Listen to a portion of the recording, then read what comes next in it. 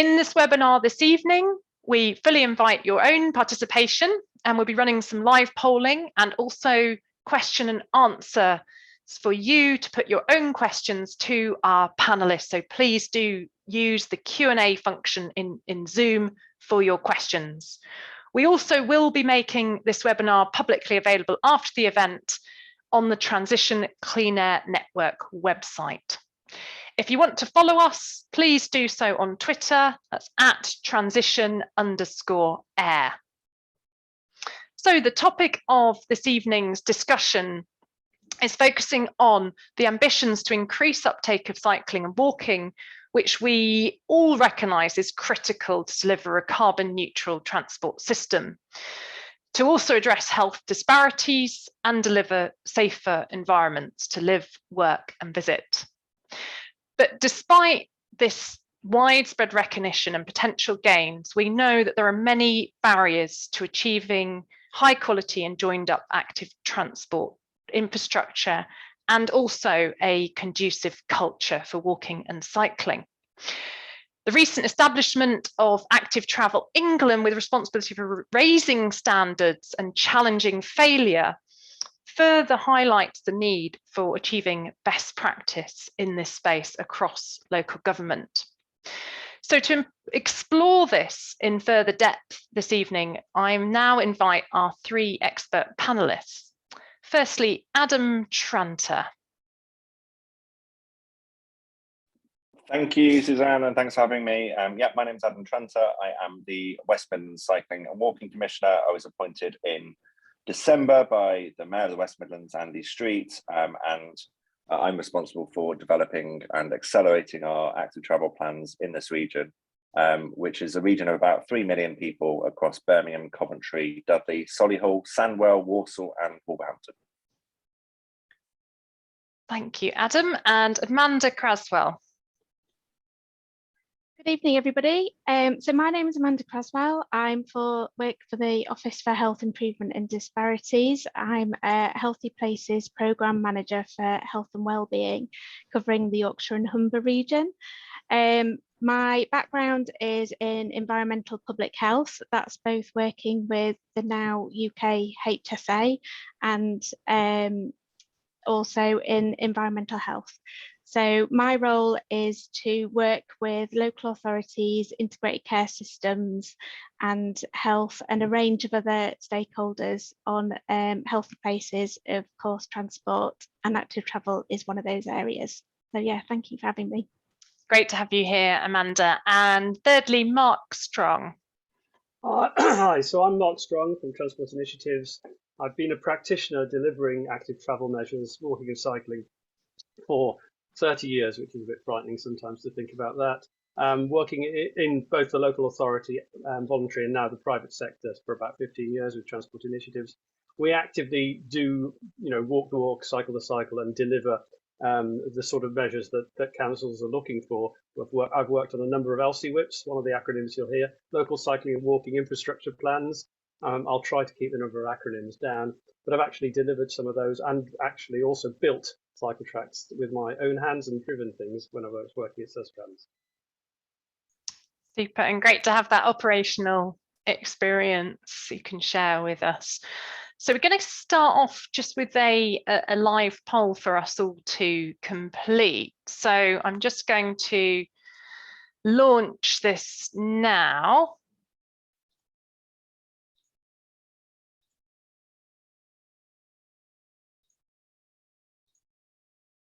Okay, so hopefully you've got that poll on the screen to complete. I know we've already mentioned Active Travel England this evening. So hopefully now everyone's aware of Active Travel England, but we really want to get a handle on recognition before coming into this session tonight. So thank you for that. Okay, and also just to find out what you consider are some of the existing barriers. So I'm just going to give about 30 seconds or so for people to identify, and please do opt for as many as you think are applicable, but the barriers to best practice in local government. So please do complete that poll now. Okay, and some very clear leading factors emerging there, particularly around competing priorities and structural organisational challenges. If you have some other suggestions, please do put those in the chat to expand upon them as well, if you have other suggestions which are not included there in that list. But thank you for that. And now I'm going to just open this up for some discussion with our panelists initially before we move on to audience questions. So firstly, I mean, we're a Transition is a clean air network. We focus on air quality and health. So one might ask, why are we focusing this evening specifically on active travel? So what are those links between active travel and health, and why do we need to achieve modal shift to active travel? Amanda, I want to put that to you first of all. Yeah, thanks, Suzanne. So from the public health perspective, from the public health lens, without a shadow of a doubt, that active travel increases physical activity and reduces the potential for motorised transport journeys. So this provides a more active and healthy population and the health benefits that come with that. So the space that active travel sits in means that it also provides a whole host of co-benefits, such as contributing to climate change mitigation, improved air quality, more access to healthier green and blue spaces, improved mental health, and so on. And the inclusive and sustainable economies angle, healthier planning, which is redesign and design codes in our built environment, and improved public transport and physical and social connectivity as well from a personal perspective. So the systems challenge is to make sure that they are all not done in isolation and to produce unintended consequences on infrastructure and on certain sectors of our community. So I'd also say that we're in a unique period at the moment following the pandemic, and we do know that government have an interest to increase levels of cycling, walking, to maximise the health, economic and environmental benefits. So the actual health benefits that come from active travel is clear, and we can, if you want, I can go into a bit more detail of that, but I'll be led by you. I think what's critical from an air quality and health perspective is do we actually understand those links with regard to air quality exposure, so active travel versus travelling inside a vehicle? What's the current position of evidence in that space? That's it. So active travel in terms of the evidence around increase of physical activity. So we know that approximately a 30% risk reduction for the most active people compared to the least active. And the other health issues of cardiovascular health, metabolic health, musculoskeletal health can all be improved with increased physical activity.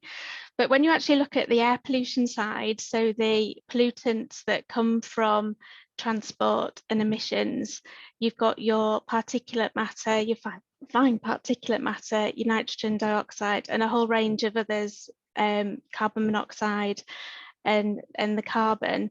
And what we know is that actually there's a misconception that you can be exposed to more pollution outside the vehicle, whereas actually inside vehicles you can actually get more exposure.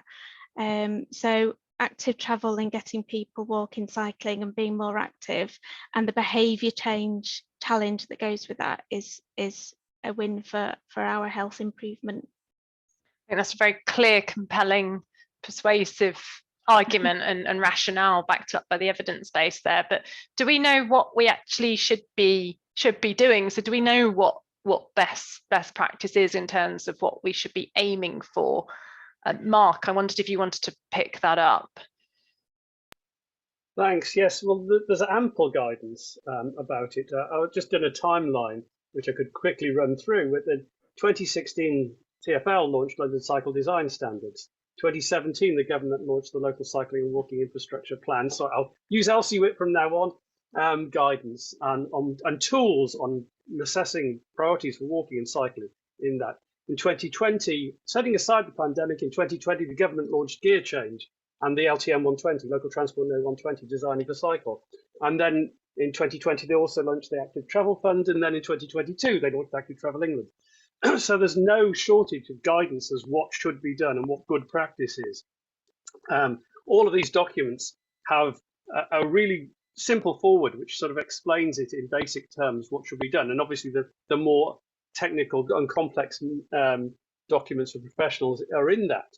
But the problem is trying to get people to read. People are busy, and people who are subject to all sorts, politicians and senior officers who are subject to all sorts of pressures from all sorts of different environments, trying to get them to appreciate that this is important and should be done for the measures that Amanda mentioned. And sometimes those synergies don't get quite mentioned and don't get put together properly. And it's all too easy to sort of go bow to short-term concerns and short-term political or other concerns, economics, and not set aside what needs to be done in the longer term. One of the problems is that the short-term versus the long-term issues. Some of these measures don't reveal results for a period of time. One of the things the government has said is don't pull out things before they're starting to show results. So sometimes some confidence is needed. Certain we'll revisit the issue over time horizons in our later questions. I'm really interested, Adam, in your experience, both previously as a cycling mayor and obviously now as a commissioner for the West Midlands region. What are the main challenges? Why is this so difficult for highways authorities to get right? And as Marcus said, we've got a whole host of guidance, but why has it been such a challenge to get right?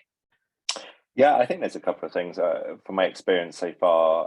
One of the great things, and I didn't know what to expect quite. One of the great things is that everyone wants to do this. Everyone thinks this is a good idea, and we need to be doing this. So, like with all change, which is hard, there gets to a point where you can't ignore it anymore, and that's the point that I feel like we're at with active travel, but. Going back to what Mark was saying in terms of the documents and the best practice, it's been in policy documents for ages. We've known this stuff is good. I was looking at one from the 80s that is sort of just saying, we need to be cycling more, and we get it. And where it falls down is I think a couple of things. One is it's easy to say political will now, and I think that is part of it. But also the funding hasn't matched the stated ambition. So. People have had to, local authorities have had to kind of focus on where the funding is available, and that generally has changed to varying different government priorities. And it's in terms of votes and what you hear from the kind of post-bag politics, it's more likely to want to fill potholes than it is to build new cycleways. So. Now there's we'll talk about active travel in England, I'm sure, but there's a very clear directive from government about what they want to see, what they want the future of our streets to look like, and we have all those policy documents in place at the same time. The trick now is why it's not happening, or is actually I'm finding a skills and delivery shortage, and that's the bit that's really critical to upskill the region here so that we can get on and deliver stuff quickly, because all the other building blocks seem to be there. That's really interesting. And in the poll we saw reflected some of the issues about competing priorities and organizational structure, but obviously you actually have identified a technical and skills challenge. Do you think that the commissioner role is one mechanism to overcome these challenges? Now that obviously the West Midlands has followed Manchester and of course London with appointed cycling and walking commissioners, do you think that is a mechanism that could be rolled out more widely? Yeah, I think we need to be careful not to sort of think that having a commissioner will all of a sudden, just by the notion of appointing one, will solve all of our problems, because that they won't. But having a commissioner that has access to funding, for example, that comes through for active travel, will make a big impact, because it means that we can start to reward quality, and we can also, you know, working with what Active Travel England are expecting, making sure that the stuff that's delivered is of high quality and the stuff that people are gonna use. So I think having a commissioner overseeing that has been really helpful. And as I say, linking to the resource issue has been, having that resource can really support local authorities and the vision to bring it all together. So absolutely, I think we need to see more regions taking this seriously. I think a commissioner is a good, you know, a good way of showing that. But also, we need to be careful that not, you know, the act of appointing a commissioner isn't just heralded as a great thing in itself. It's what, you know, it's what the commissioner does, I guess. And what about the sort of specific challenges about multi-tier administrations? So those two-tier authorities that we know where there's differential responsibilities for highways and planning, for example. Mark, did you want to pick up on some of the specific structural challenges? First of all, the structural challenges are within authorities. I won't name where I was cycling around yesterday, but it was a very large housing development, sort of, you know, on a regional scale housing development. And some of the delivery they've tried to deliver some cycling and walking infrastructure, but it's flawed. And it'd be very invidious to mention where it was, because it's true everywhere. So there is a silo within authorities, first of all, between planning and delivering housing, for example, and transport. And then that's bad enough in a unitary where they're in the same body. But when you get a two-tier authority system where they're in different bodies, you then have all the issues. So planning funding will go to the lower tier, the district council, but the highway delivery then is the highway authority. And that, even when they're the same sort of aligned politically, they don't always see eye to eye. And obviously when they're different, it makes it even harder. And that's before you get to other areas, such as Cambridge and Peterborough, which have, I think, a 3 or even possibly a 4-tier authority system with combined mayoral authorities, regional bodies, and so on. And there's a plethora of different levels of administration, governance, delivery of all these different places, which makes it really difficult to actually focus on what should be delivered practically. Who is actually going to, at the end of the day, build this or organize or manage the building of this thing, even if we know what the right thing is to do. And that's when you get the issues that Adam's been talking about the skills shortage. And the skills shortage is twofold. It's not just that there aren't people who are doing it. There are people who have been working in this sort of thing for many years who may be resistant to change in the delivery of engineering. It's a threat to the way they've done things for many, many years. And that's at all levels, from some directors down to junior engineers. You know, we don't do things like that. And one of the important things is for authorities to have to try and, I hate to use the word re-educate, but to try and work with their existing staff to deliver things in a smarter way and say, the way we've been doing things in the past isn't the way we're going to do things forward. It's not a threat to you if you can cope with the new environment, but it is a new way of delivering. And sometimes that the existing staff get forgotten about as opposed to the new ones that need to be brought in. I mean, is there anywhere that you can say has done this well? I mean, we've seen some major advances in London, for example, particularly with modal shift in recent years. Is there anywhere you can highlight? I would say London, and one of the reasons that London has done it really well, or one, I don't know if it's which comes first, but London has a thing called Urban Design London, which is a branch of TfL, and it's a training organisation, wholly run, managed, owned, run by Transport for London. So all the documents that they do, they then have internal training sessions, and any local authority in London is already automatic, and those outside are already automatically part of this organisation. So for officers to go along and do training, it's not seen as some stigma or you've been sent on a re-education course, just a normal part of the training process. Now, Active Travel England, and well, the DFT previously, is doing training for local authorities. But at the moment, that's still a sort of, only the ones who want to do it will do it, and the ones who don't want to deliver won't take up the training. And often what you find, actually, when you do this sort of training, is having the curmudgeonly old engineer in the room who's always been doing things is actually really good, because you can then bounce ideas like, why do we have to do things the way it's always been done before? If everyone just says, yes, that's great, it's great, you don't get that creative dynamism going on in the meeting. So sometimes it can be quite good, but it shouldn't be seen as some sort of stigma that you get sent to because you're not performing well. Otherwise, no one's going to want to do it. And I said that's why TfL have been doing it quite well. Obviously, Transport for Greater Manchester had a slightly different tack where the way that Chris Boardman and Andy Burnham were working it, that they delivered the money, and the authorities that didn't get money said, "Why didn't we get any money?" Well, you have to do better. So there was a different sort of incentive to up your game there. But frankly, all sorts of other local authorities, a lot of them do very well tactically. They might deliver one or two really good routes, really good projects, but strategically there isn't really much that I would say is going on at a whole authority level. It's disappointing. What about the wide? I mean, we know that there's a lot of inconsistency across the country. And what about the sort of wider landscape? So, Amanda, I'm really keen to hear your thoughts about those other agencies which have an interest in this space, but are not always necessarily fully engaged, or at least not in a joined up way. And keen to hear whether you've got any examples of where things are working well in that regard. Yeah, that's it. So in Yorkshire and Humber, for example, we've got community improvement networks with a public health focus, and they bring together planning professionals as well as public health professionals, and more lately integrated care systems, so linking in the NHS to local authorities, and the funding that can come with that. And that's showing real collaboration, because what we're finding is that we need a whole systems approach to active travel, and it needs to be done together. And actually, when you look at it, the health perspective, looking at the cost of not doing anything is really powerful.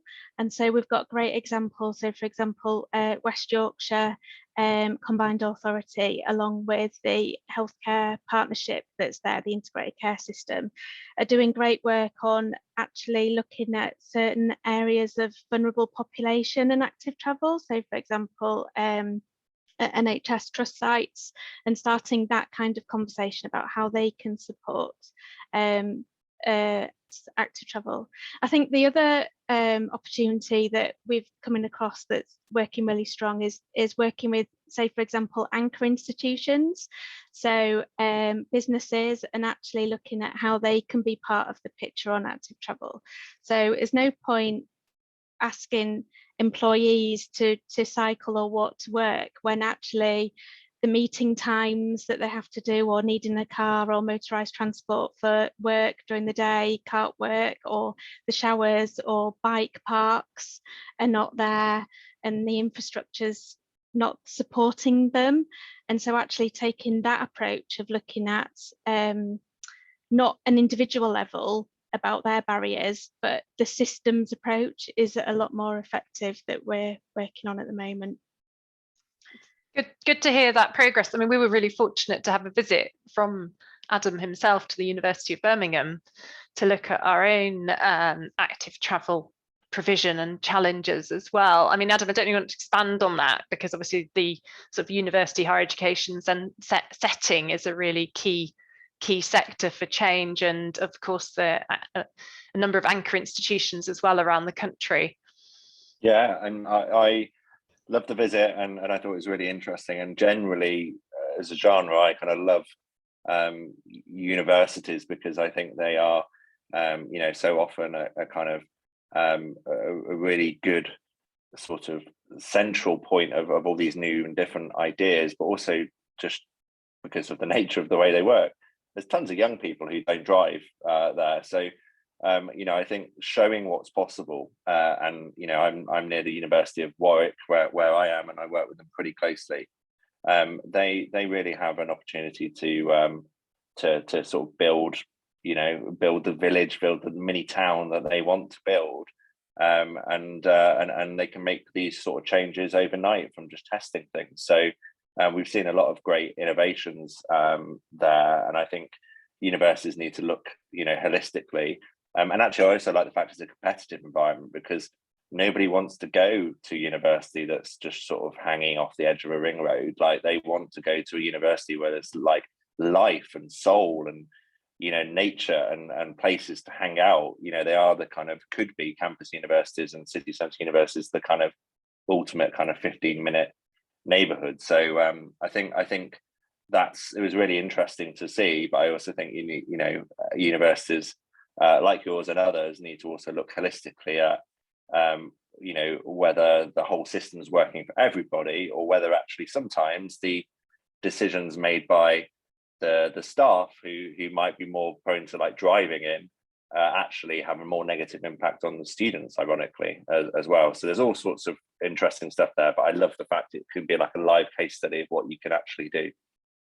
Yeah, and such an important phase of life for travel patterns as well, I think. And on that note, it's just interesting to think that it's a possibility. I've got no evidence that the level of cycling in Cambridge is much higher than anywhere else, and partly that's because undergraduates, when I went to Cambridge, I've got to declare that, but undergraduates were actually banned from owning a car. It wasn't that they were discouraged; you weren't allowed to own one. It was an expellable offence. Now, other places, you would probably be able to say that now, and I think it's no longer the case. But that, for a whole many years, created the environment where you had to get around by different means. Other places, they could discourage it, they could try and encourage cycling, but you weren't actually prohibited. Yeah, and not without note that the two cities with the highest modal share for active travel in the country are Cambridge and, of course, Oxford. But of course, there's a huge geographical disparity as well with other cities with particularly low walking and cycling rates. As we know, it's a vast range within the UK as well. I just wanted to see what the audience thinks now about whether we think Active Travel England might begin to solve some of these problems, which clearly grappling with for quite some time. This isn't a new issue anyway. So I'm just going to launch another poll to ask whether what we think in terms of standards for active travel. So just give that a moment now.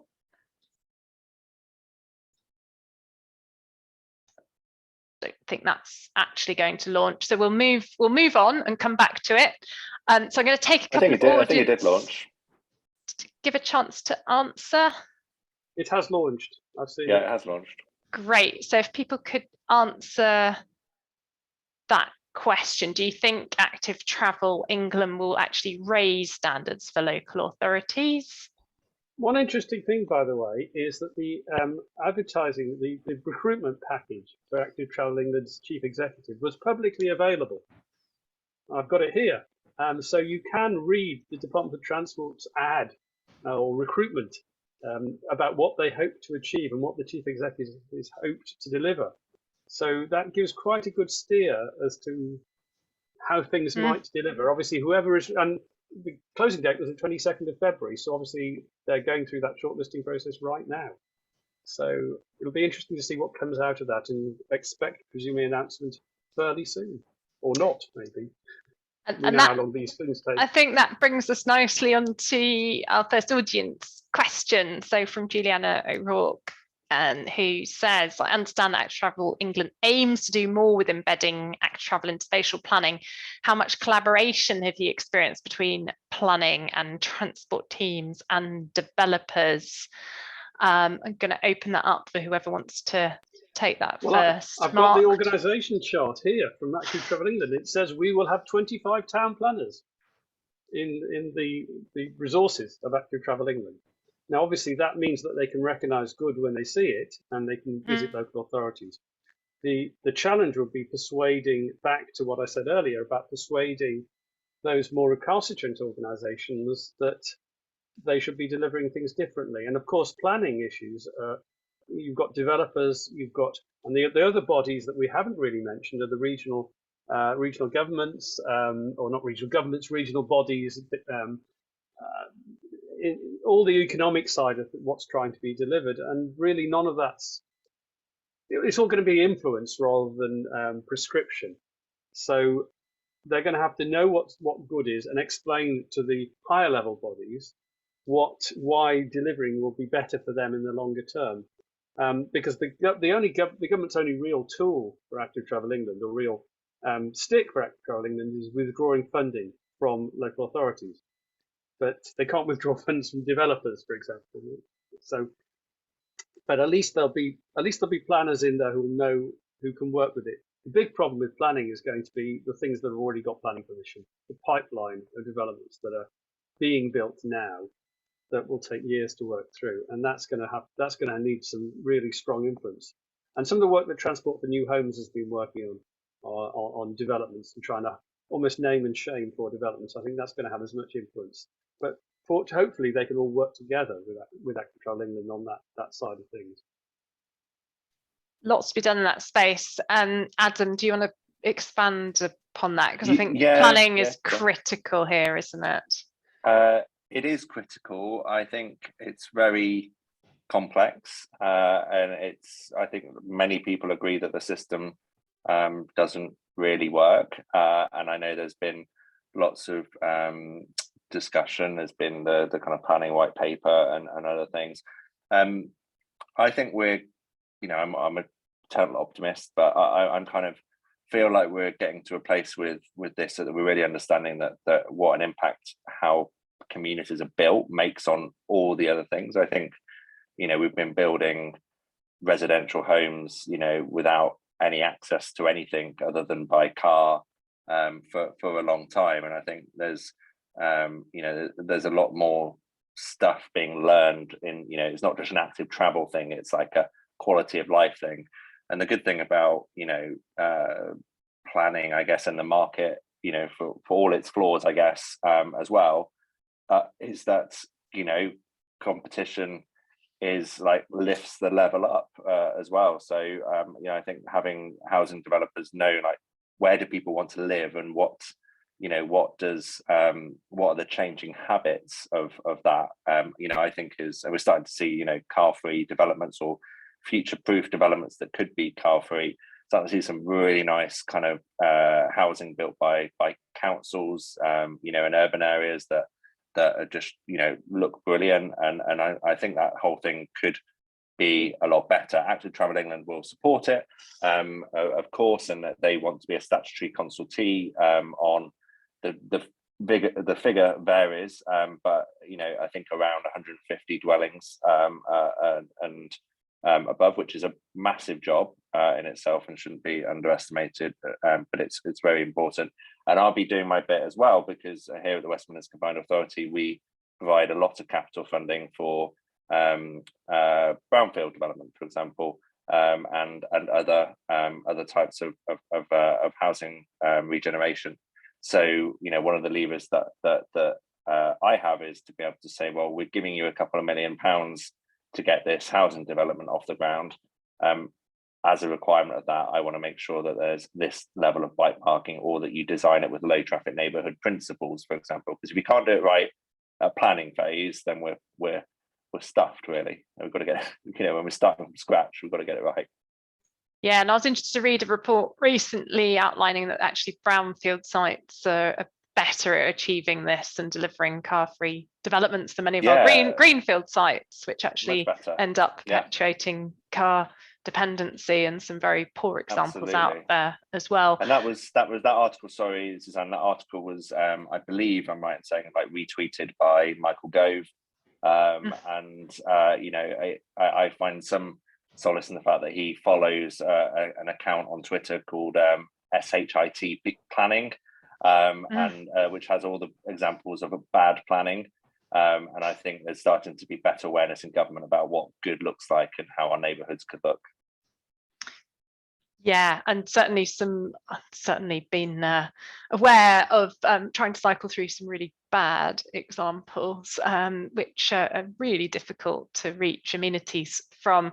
Amanda, I'm just keen to hear from you on this topic, because one of the real challenges is actually getting public health input to the planning process directly and being able to integrate that. Obviously, that's something which public health should be able to do, being in local government, but at the same time, that's not without its challenges in its own right. So I don't know if you want to expand upon that and the structural issues there. Yeah, of course. And like what we've touched on with planners and transport planners, public health resources are limited as well. But I think what we've had big focus on is using tools such as health impact assessments or um, um, supplementary planning guidance and documents to actually affect change and adapt local plans and local policies to incorporate public health principles. What the challenge is now, and that's been well understood generally up until now, and good examples exist of working together with planning and public health. But what's happening now is actually the next stage further on. It's like, okay, they're in a plan and they're in a policy. How do we get it operational? And how do is the support got for healthier places and healthier schemes, and which incorporate active travel and reducing the traffic, and I think that's going to be ongoing, and it's going to be different in each area. So the more we upskill the public health workforce, as well as working with planners to make sure that they are aware of the public health issues in their day-to-day work, so it all works together in one big system, then the better.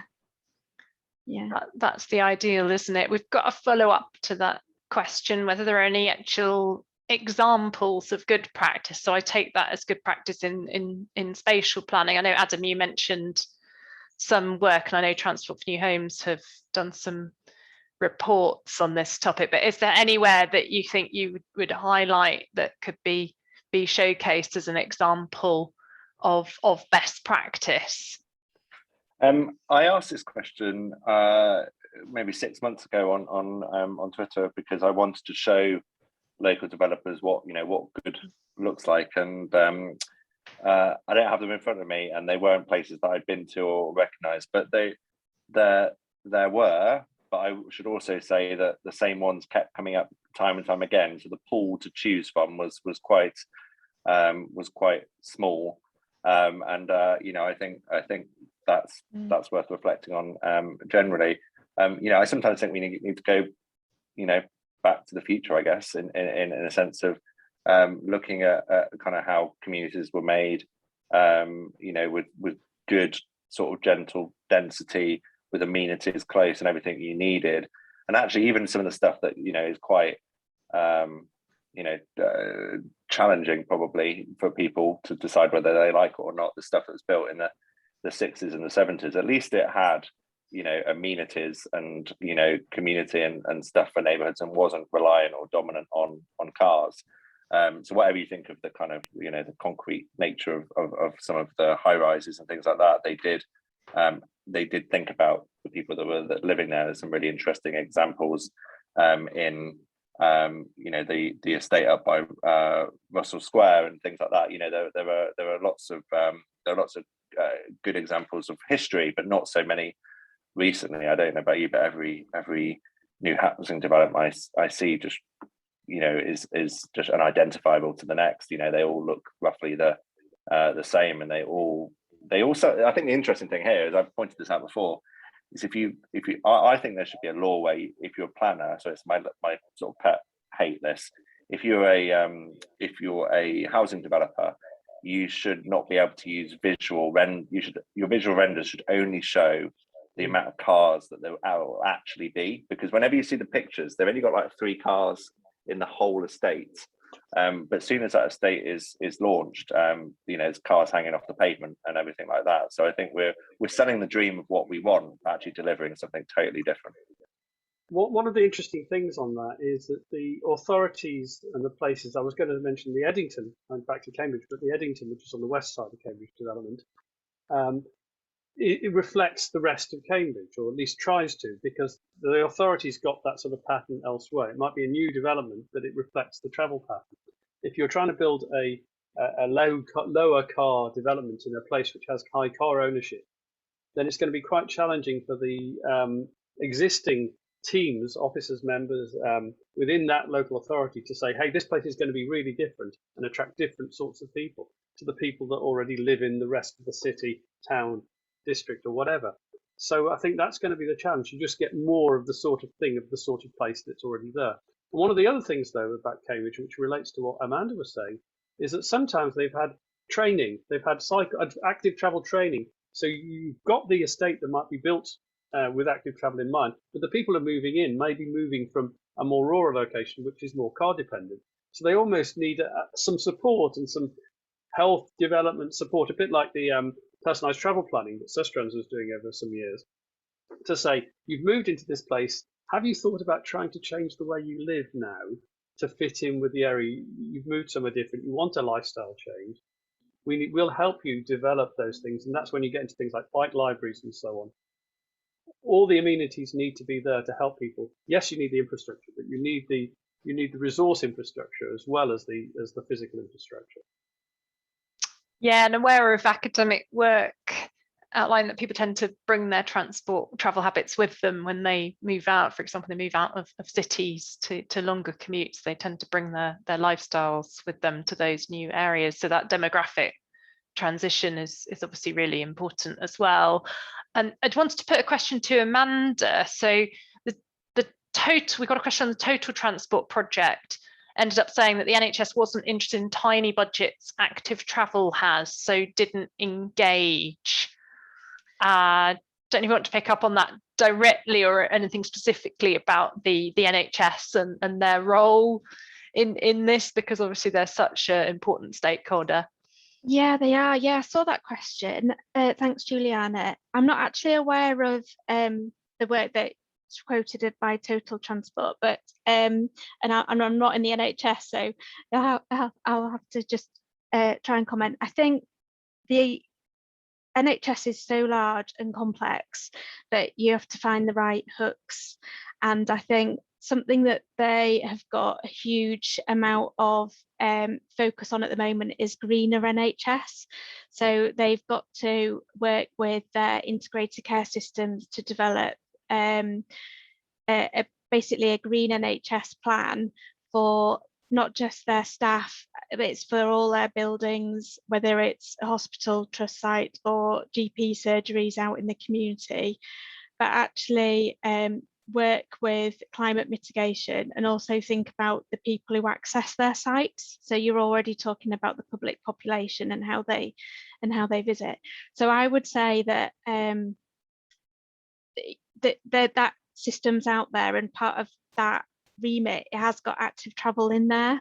So I think the NHS is as an anchor organisation, there's huge potential as an employer, as the contact with the most vulnerable population who are the ones who will have the most health effects from air pollution and suffer the most. So if we work with them to find active travel solutions, then that would help a lot with the cost to NHS in the long run. So yeah, it's interesting that the pots of money might be a different kind of angle, and I can see how that might have happened, but they have got a remit to do work on this in the future, so don't lose too much hope. That's an optimistic note there for the health service. I think the green plan is obviously sort of accelerating that interest, of course, because they're being mandated, trusts are mandated now, of course, to have a net zero strategy as well. I think that it would be good to pick up a bit on consultation. So I've got a question here from Karen Horrocks. What's the potential for working close and engaging communities to support change? Infrastructure, place design, or creating political pressure? I mean, this is a vast topic which obviously we're not going to fully cover in the remaining time, but Mark, did you want to come in, because we know that these any changes can be really controversial and they can be difficult to implement as well. Well, what's interesting is that the historic model has been a thing called decide, announce, defend. Your experts work on a scheme, you decide what it's going to be, it goes through all the processes. You then have a public consultation, and I'm using that phrase, not engagement, consultation process. You then put it out and you then get the votes back. And you then have to decide whether the very shouty people are a majority, and you have to look through things like the IP addresses that people responded, are they local, and all these things. And it becomes a very confrontational process. Even if it then happens, it still leaves a significant minority of people who are upset and continue being upset, even when the evidence is that it works. I mean, you look at Waltham Forest where things do work, but people march through the streets with a coffin. And okay, now it's down to about 5% of people who want to take it out, but there's still that historic record. So rather than that, it's better to have a more engaging process beforehand. So you engage the communities, you discuss, and that's engage, deliberate, decide. So think about what you want to achieve.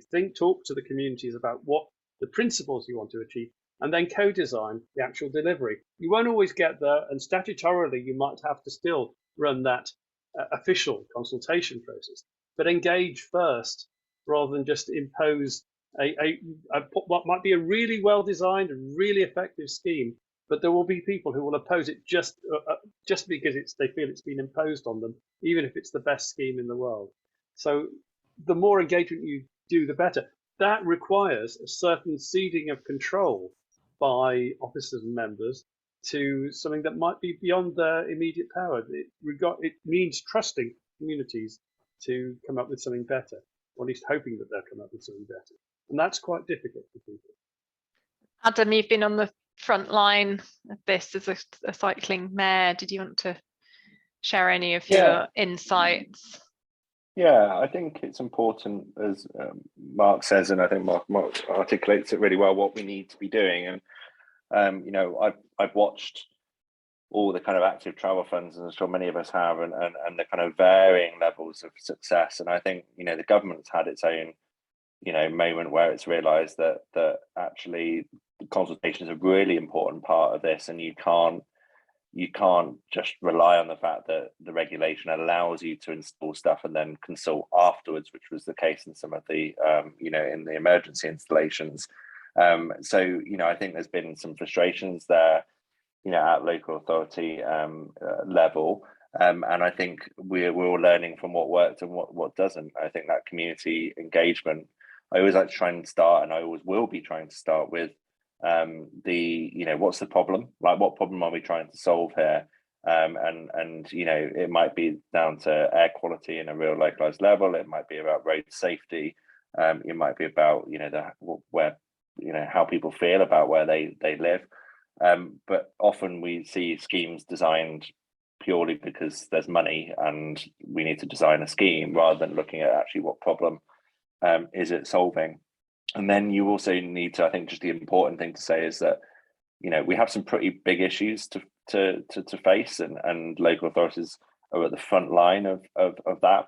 And we can't therefore give the option sometimes to do nothing, because the cost of nothing is so great. And actually, if you look at history, it tells you that we've had to make some bold decisions over time that weren't popular, like anything as recent as the smoking ban, for example.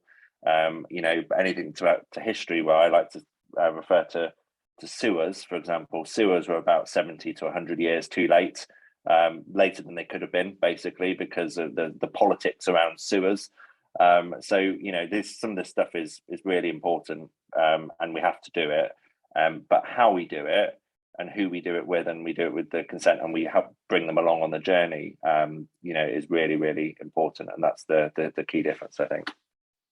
Yeah, and another really, I mean, on that sort of issue about contemporary change and societal shifts and external influence, is a really interesting question about both COP26, but also the sort of sustainability agenda, and more recently, of course, the increases in petrol and diesel fuel prices due to political or international instability. I don't know, Amanda, if you wanted to pick up on this, but do you think that will drive further change in terms of travel patterns as essentially a fiscal incentive?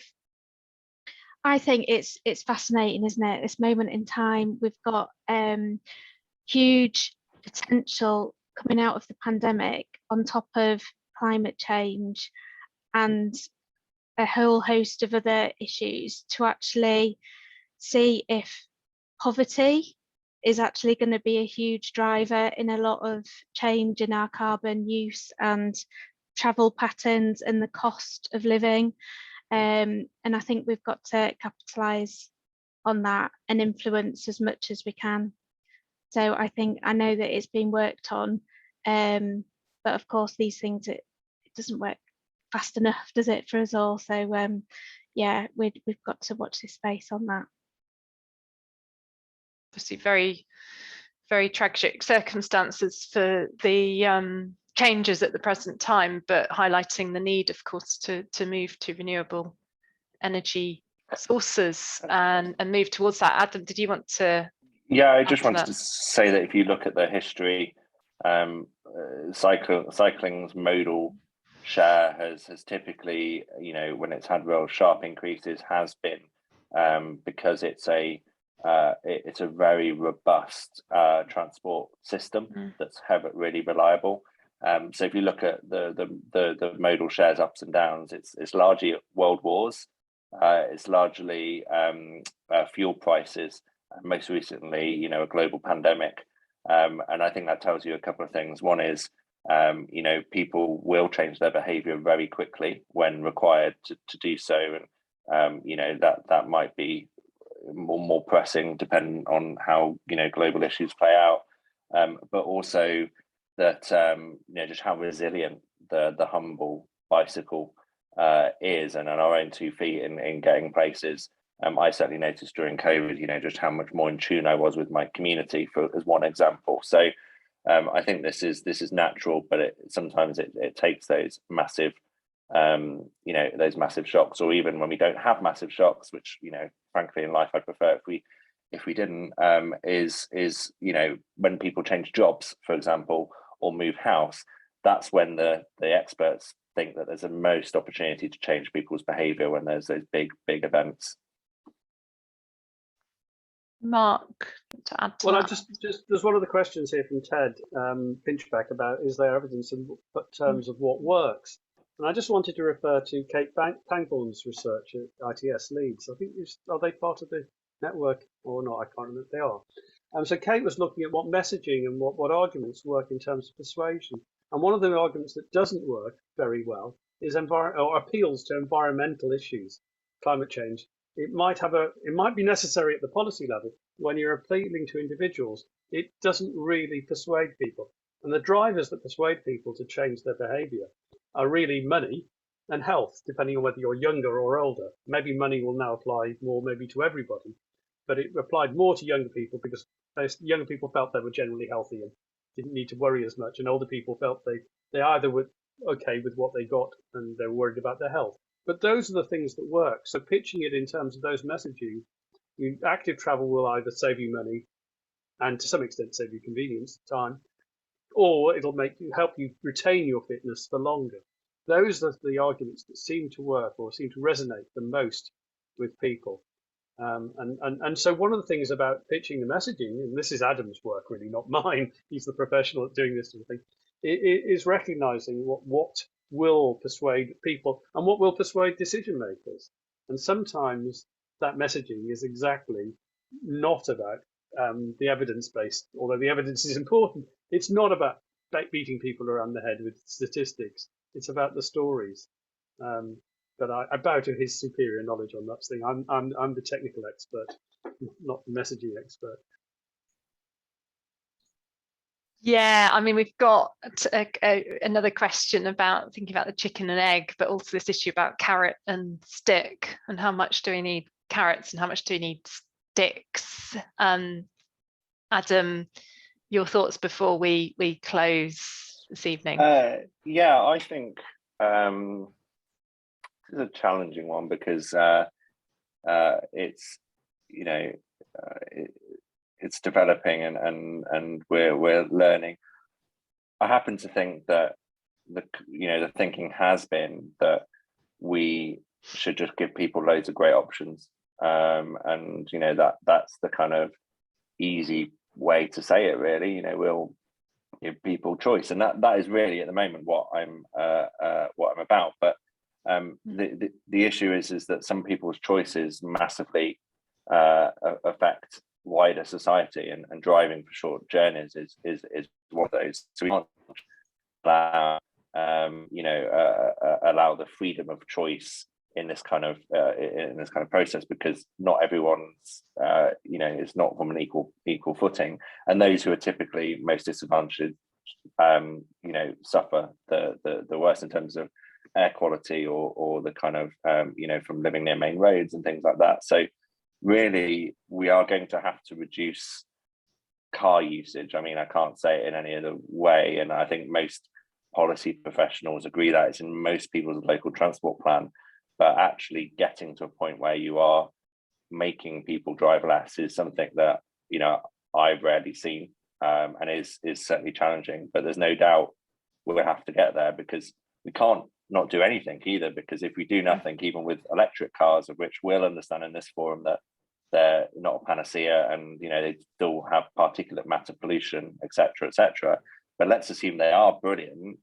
Then even if they're brilliant, by 2050 our road traffic is going to be up by 51%, because that's DFT prediction, because they make it easier and cheaper to drive.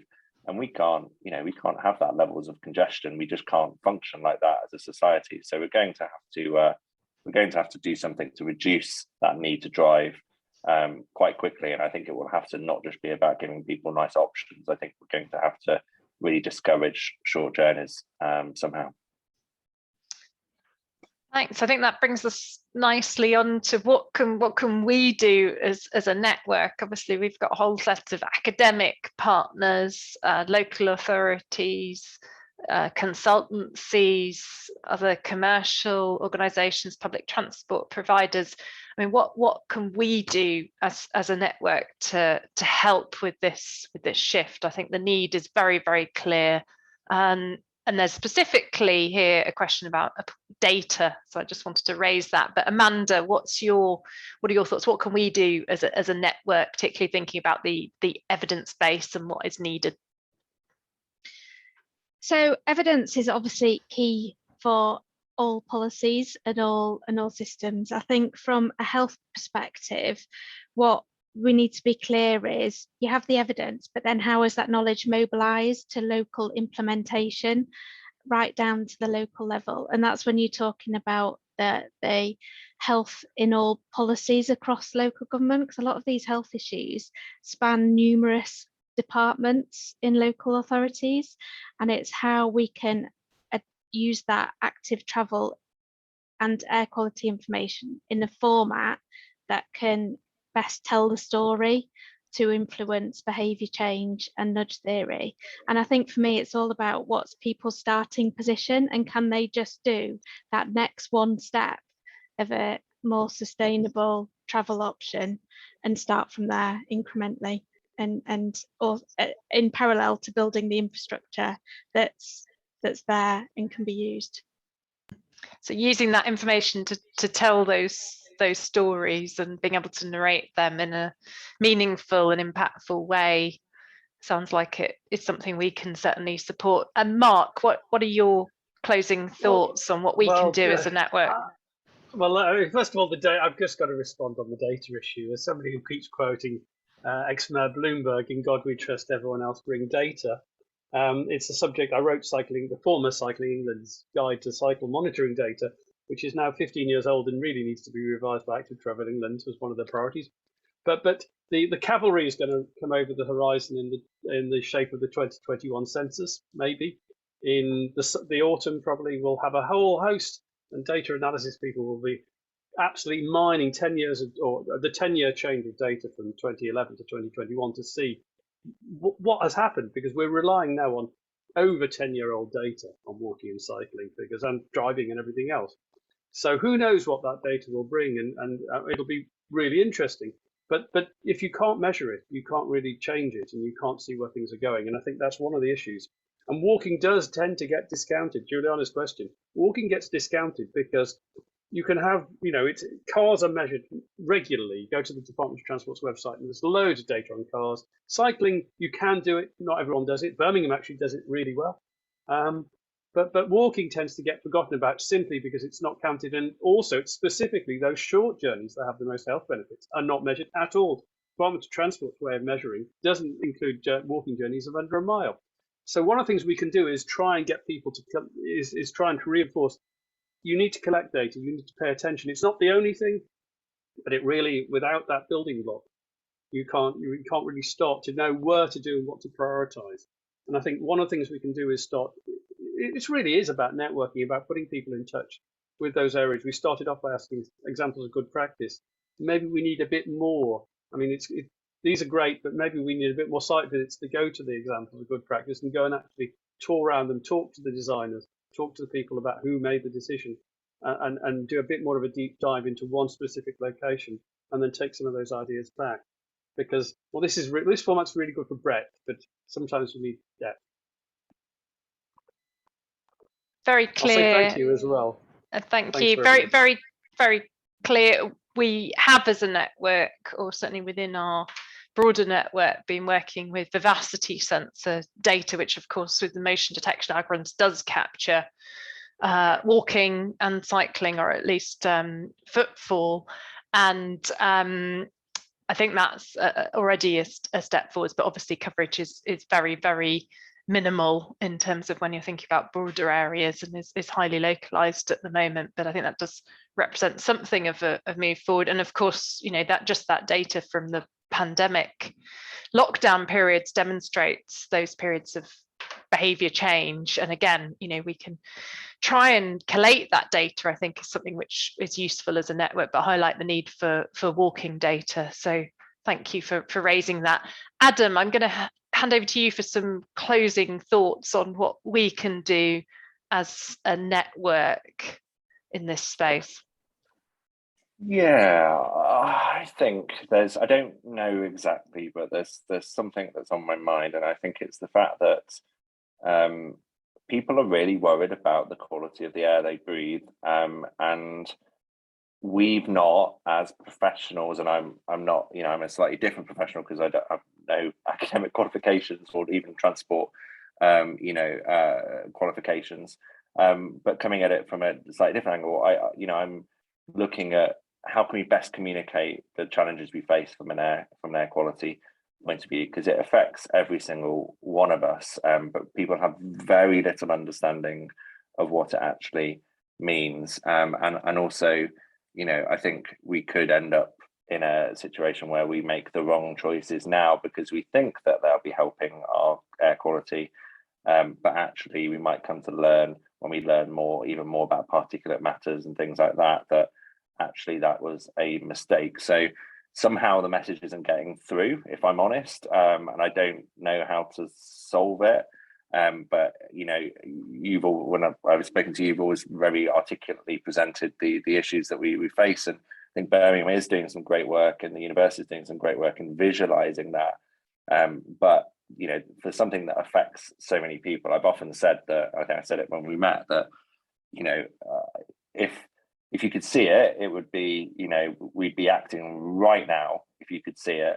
And you know, looking at the air quality sensors, the one on the Euston Road, you know, as far as I'm concerned, every time that's over the legal limit, that should have flashing sirens and lights, and we then get the idea of how urgent this is, but we haven't quite yet communicated it, I think, in a way that you know, the layperson would understand. So thank you. It sounds like we need a lot more of a focus on mobilizing that knowledge and communicating it from the academic domain to both policymakers and the wider public as well. I certainly want to highlight that we will have a whole series of briefing notes being produced by the Transition Cleaner Network, including one on this very topic about barriers to active travel and modal shifts. So look out for that and its publication. Other topics do include planning and non-exhaust emissions, which I know, Adam, you touched on this evening. So hopefully that series in a very accessible format will be useful for advancing this dialogue.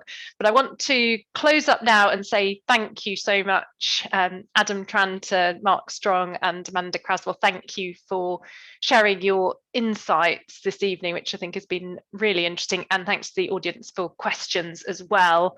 And also the broader Transition Clean Air Network team. We will have future webinars, and you can find out about all our activities, contact us by email, visit our website, or of course, follow us on Twitter as well. But I now want to wish you a happy evening ahead, and thank you for joining us. Good night.